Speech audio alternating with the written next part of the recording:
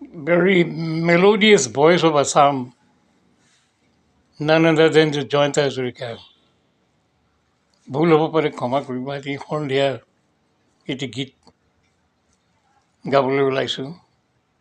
শ্ৰোতা বন্ধুসকল নতুন ভাল লাগিব পাৰে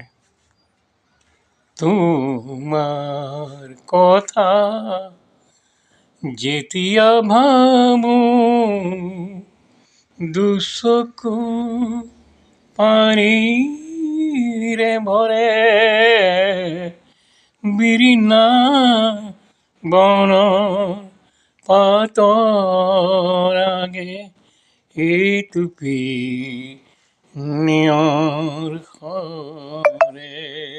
তোমাৰ কথা যেতিয়া ভাবো দুচকু পানীৰে ভৰে তুমি যেন দূৰ দূৰণিত শুনা ৰিণিকি মাহি নিজম ৰাতি মুতে